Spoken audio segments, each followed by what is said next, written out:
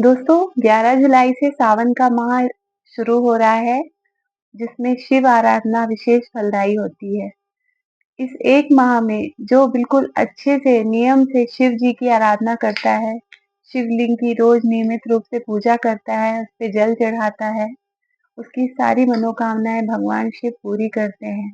और जो शिव को पूजता है, तो साथ में माँ शक्ति भी उससे बहुत प्रसन्न होती है, क्योंकि शिव और शक्ति एक ही रूप है, कोई अलग-अलग नहीं है दोस्तों।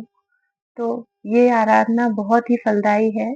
तो आज हम इसी के बारे में बात करेंगे कि कैसे हम 1 महीने भगवान शिव की आराधना करके उन्हें प्रसन्न कर सकते हैं और अपनी मनचाही मनवांछित मनोकामनाएँ पूर्ण कर सकते हैं। तो चलिए शुरू करते हैं।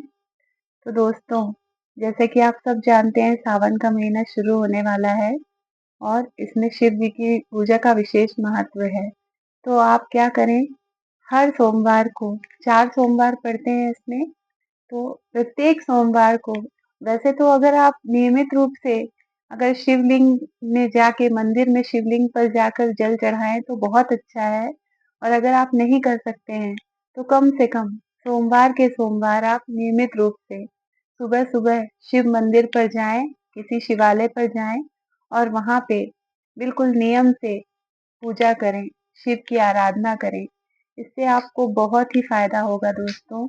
और आपके बिगड़े से बिगड़े जो जो भी मनोकामना है, जो आपकी कई समय से पूरी नहीं हो रही है, आपकी बड़ी से बड़ी बीमारी है, कोई भी परेशानी है आपकी, वो सारी परेशानियाँ, सारी व्याधियाँ दूर हो जाती हैं शिव की आराधना मात्र से। तो आप सबसे पहले क्या करें, सोमवार के दिन आप सुबह उठें, ब्रह्म मुहूर्त में उठें, नहाएँ-धोएँ, घर का सारा काम करके और फिर सबसे पहले एक लोटे में जल लें और जल घर से ही लेके जाएँ दोस्तों। तो जल लें, लोटे में फूल रख लें, सफ़ेद फूल रखें, पीले फूल रखें कनेर के, धतूरा रखें, बेल पत्ती रखें और साथ में ही आपको गंगा जल भी रखना है दोस्तों। गंगा जल तो वैसे भी बहुत ही आसानी से सारे घरों में मिल ही जाता है, सनातनियों के यहाँ घर में उपलब्ध होता ही है। तो गंगा जल आप ज़रूर रखें और हो सके तो साबुत मूँग दाल रखें आप। तो पहले सोमवार को आप क्या चढ़ाएँगे शिवलिंग पर? तो चलिए मैं आपको बताती हूँ। पहले सोमवार को आप 108 मूँग दाल रख लें और नमः शिवाय का एक-एक मूँग दाल को नमः शिवाय का जाप करते हुए शिवलिंग पर चढ़ाते जाएँ। तो पूरे 108 दाने चढ़ाएँ। इससे आपकी जो भी धन से संबंधित समस्याएँ हैं दोस्तों, धन एकत्र नहीं हो पा रहा है, आपको कर्जा लेना पड़ रहा है, जो भी परेशानियाँ हैं, वो सारी परेशानियाँ दूर हो जाएँगी और आपको धन की कमी नहीं रहेगी। भोले बाबा आपकी हर मनोकामना पूर्ण करेंगे। तो आप इस तरीके से करके देखिएगा, तो आपको बहुत लाभ होगा। और दूसरे सोमवार को मैं आपको बताती हूँ शिवलिंग पर क्या चढ़ाना है। दूसरे सोमवार पर दोस्तों आप शिवलिंग पर चावल 108 चावल के दाने चढ़ाएँ। ये बहुत ही अच्छा माना जाता है, अक्षत शिव भगवान को बहुत ही प्रिय है। लेकिन हाँ, इस बात का ध्यान रखें कि चावल का दाना कोई भी दाना टूटा हुआ ना हो। अक्षत का मतलब ही होता है पूर्ण, जो बिल्कुल पूरा दाना हो उसी को आप चढ़ाएँगे। बिल्कुल टूटे हुए दाने नहीं चढ़ाएँगे भगवान शिव को। और बेलपत्री भी बिल्कुल कहीं से भी उसमें छेद नहीं होना चाहिए, दाग धब्बे नहीं होना चाहिए, बिल्कुल एकदम प्योर बिल्कुल साबुत पत्ती होनी चाहिए बेलपत्री की।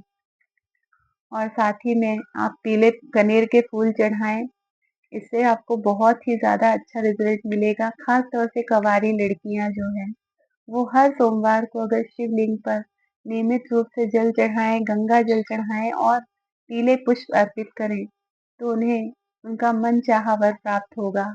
ये बिल्कुल सही बात है और बहुत ही शीघ्र विवाह के रास्ते खुलने लगेंगे। तो ये आप करके देखें और साथ ही में इसी तरीके से तीसरे सोमवार को आप भगवान शिव को जौ के दाने अर्पित करें। जी हाँ दोस्तों, जौ के दाने अर्पित करें। इससे आपकी बड़ी-बड़ी बीमारियाँ दूर होंगी, व्याधियाँ दूर होंगी और आपकी तरक्की के रास्ते खुलेंगे। तो ये आप ज़रूर करके देखें। ठीक इसी तरीके से चौथे सोमवार को आप भगवान शिवलिंग पर क्या चढ़ाएँगे? आप चौथे सोमवार को काले तिल, भगवान शिव को काले तिल बहुत प्रिय हैं। जिसकी भी कुंडली में शनि की साढ़े साती चल रही है या शनि की महादशा चल रही है, तो उनको तो वैसे भी नियमित रूप से शिवलिंग पर काले तिल ज़रूर चढ़ाने चाहिए दोस्तों, इससे बहुत फ़ायदा होता है। तो आप काले तिल ज़रूर चढ़ाएँ शिवलिंग पर और साथ ही में आपको मैं बताऊँ अपराजिता के पुष्प, नीले जो पुष्प आते हैं ना, उसको चढ़ाइए। इससे शनि देव की भी आप पर कृपा बरसेगी। शनि देव न्याय के देवता कहलाते हैं दोस्तों। और हाँ, भूल कर भी एक काम मत करिए, जो भी सावन के महीने में शिव जी की आराधना करते हैं, तो बिल्कुल सच्चे मन से विश्वास से करिए, दिखावा ढोंग करने की ज़रूरत नहीं है।